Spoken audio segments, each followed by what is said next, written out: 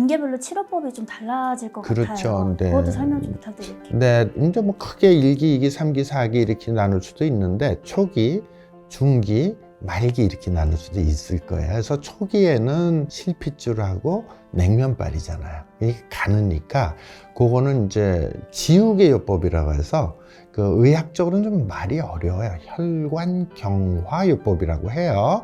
그 혈관을 경자는 딱딱할 경자, 딱딱하게 굳힌다는 건데 혈관경화제를 혈관에다 쫙 놓으면 지우개처럼 그게 싹 없어져요. 그럼 환자분들이 물어봐요. 이거 주사 놨을 때 위험하지 않아요? 이게 혈관이 다 죽으면 어떡해요? 근데 실제로 그게 아주 과학적으로 아주 정밀하게 만들어진 혈관 경화제이기 때문에 주사를 놓으면 길어도 3cm 정도밖에 효과가 없어요. 이게 3cm가 지나면 물처럼 싹 녹아버려요. 그러니까 보기 싫은 혈관을 싹 없애는 거예요. 그러니까 제가 성형외과 의사니까 야, 이게 다리가 미용적으로 이뻐지잖아요. 그 자리에서 지우개처럼 싹 없어져요. 지우개 요법이라고 제가 별명을 붙인 거예요.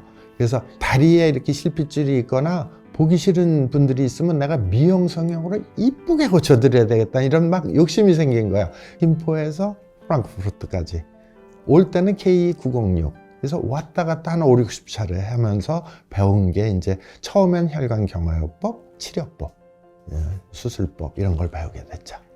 중기는 이제 라면발이잖아요. 라면발, 우동발인 경우에는 이제 주로 레이저로 해서 혈관 안에다 레이저 파이버로 이렇게 집어넣어요. 그래갖고 강력한 레이저 빔을 쏘게 되면 혈관이 이렇게 타면서 오그라붙어요. 타면서 오그라붙어갖고 거꾸로 흐르는 혈관을 폐쇄시켜 버리는 거예요. 그때 또 환자분들이 물어봐요. 이거 혈관 막아버리면은 내 다리가 혈액순환이 안 돼서 썩는 게 아닌가?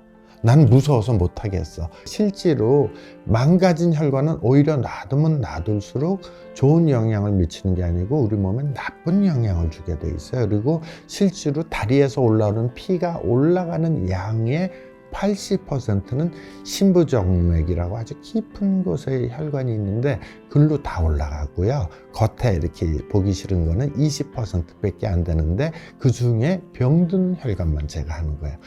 정상인 혈관은 그대로 놔두는 거예요. 네. 화분 키울 때 썩은 이파리 잘라내는 것처럼. 그렇죠. 네. 이해가 됩니다.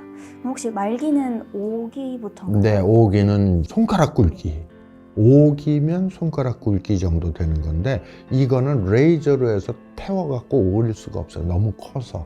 이거는 외과적인 수술을 해야 돼요. 외과적인 수술을 해서 굉장히 꽈리처럼 커져 있어서 그 부분을 찾아서 그거를 다 묶어버려야 돼요. 결차를 하고 밑에 쪽은 다 걷어내요. 이게 스트리핑이라고 하는데 스트리핑이라는 건 혈관을 뱀 껍질 벗기듯이 벗기는 거예요. 이제 가장 고전적인 방법인데 너무 심할 때는 가장 좋은 치료법이 그거고 이 전 단계의 모든 치료법을 동원하고 수술적 요법도 같이 하는 거예요. 그러니까 많이 심해지면 심해질수록 치료하는 양이 점점 많아지니까 환자는 더욱더 고통이 많아지죠. 그렇기 때문에 조기 진단, 조기 치료가 중요한 거죠. 전 과정에 걸쳐서 압박요법은 꼭 필요한가요? 네, 그렇습니다. 압박요법이 필요한 이유는 거꾸로 흐르는 비정상적인 혈액 흐름을 잡아서 쫙 올려주는 특수한 그 압박요법이거든요. 그래서 일반 스타킹하고 틀려요. 정맥류 전문 혹은 전용 스타킹이라고 표현도 하는데 그게 압박 등급이 1등급, 2등급, 3등급, 4등급 이렇게 나눠져요. 그래서 1등급인 경우는 살짝 우리가 하지정맥류 경증일 때 쓰는 모세혈관 혹은 냉면발 이때는 1등급 스타킹을 신기를 권해드리고 그 다음에 정맥류인 경우에는 보통 2등급이면 충분해요. 2등급을 제가 권해드리고 그 다음에 3등급인 경우에는 림프 부종 혹은 하지정맥의 심부정맥 혈전증이라고 해서 꽉 막혀갖고 다리가 2배, 3배 커지는 게 있어요. 그때 이제 3등급을 권해드리고 4등급이나 3등급이 거의 비슷한 역할을 하는데 4등급은 3등급보다 조금 더 압박력이 세다.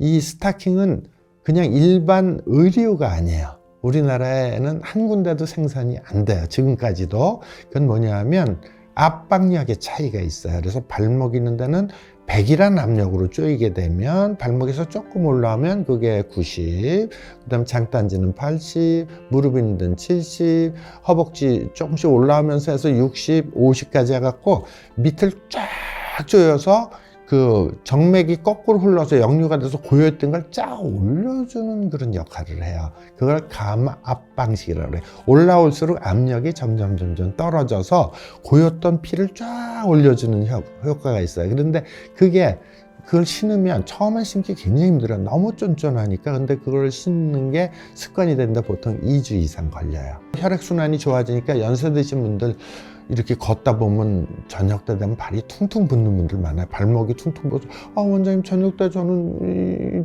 신발이 안 맞고 너무너무 아파요. 그럴 때 제가 처방하는 거예요. 그래서 이거는 의료기계고 의사의 처방으로 이제 병원에서 공급하는 특수 스타킹이에요. 일반 슈퍼에서 살 수 있는 거 아니에요. 옛날에 의료보험이 커버를 안 할 때는 15만 원, 20만 원 하던 거 지금 본인 부담 그렇게 많지 않아요. 몇만 원이면 돼요. 많이 우리나라가 선진국이 된 겁니다.